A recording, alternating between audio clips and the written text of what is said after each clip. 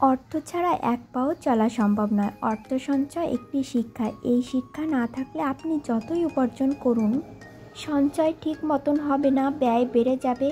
একটা কথা যুগ যুগ ধরে প্রচলিত আছে, তা হলো সঞ্চয়ী লোক সুখে থাকে। তাই অর্থ সঞ্চয় করাটা শিখতে হবে। মনে প্রশ্ন আসতে পারে, সঞ্চয় করা শিখব কিভাবে? মহীয়সী নারী খনা 1000 বছর আগে অর্থ সঞ্চয় শিক্ষার জন্য কিছু কালজয়ী বচন দিয়ে গেছেন। সেগুলো খনার বচন হিসাবে পরিচিত। খনা এক কিংবদন্তির নাম।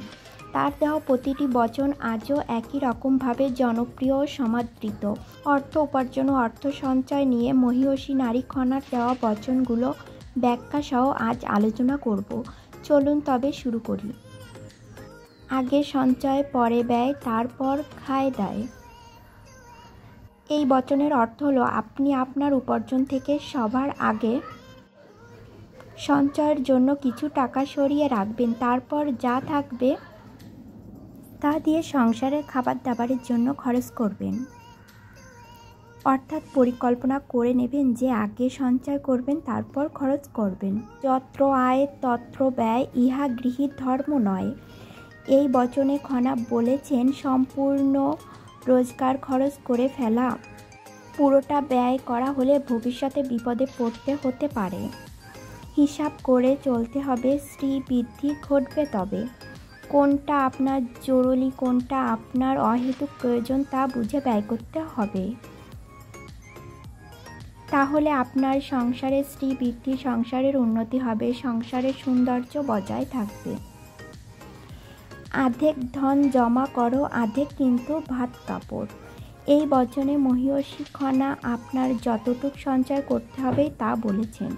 তিনি বলেছেন, আপনি যত টাকা উপার্জন করবেন তার অর্ধেক সঞ্চয় করে বাকি অর্ধেক টাকা দিয়ে ভাত কাপড় অর্থাৎ সংসারের যাবতীয় খরচ করবেন। তাহলে সঞ্চয় বেশি করতে পারবেন এবং তা আপনার ভবিষ্যৎকে সমৃদ্ধ করবে। লক্ষ্মী আসেন নিঃসারে, যান কিন্তু চুপিসারে। খনা বলেছেন, লক্ষ্মী দেবী নিঃসারে অর্থাৎ চুপচাপ আপনার ঘরে আসেন। তাকে যত্ন করতে হবে। আপনি যদি লক্ষ্মী দেবীকে অপমান করেন, অর্থাৎ ইচ্ছা মতো খরচ করেন সঞ্চয় না করে, তাহলে লক্ষ্মী দেবী রুষ্ট হয়ে চলে যান। যেমন চুপিসারে আসেন, তেমন চুপিসারে চলে যান। লক্ষ্মী দেবী চঞ্চলা, যখন তখন উড়ে পালায়।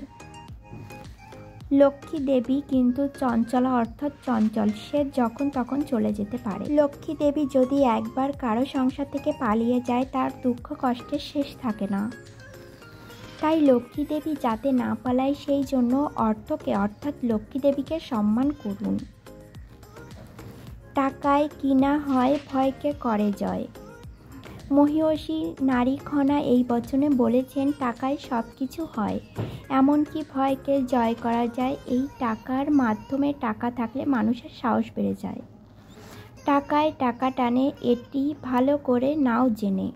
আপনি যদি ঠিকঠাক মতো অর্থ সঞ্চয় করতে পারেন, তাহলে সেই সঞ্চিত অর্থ ইনভেস্ট করে আপনি আরও টাকা উপার্জন করতে পারেন। সেই টাকা আবার ইনভেস্ট করে আরও টাকা লাভ করতে পারেন।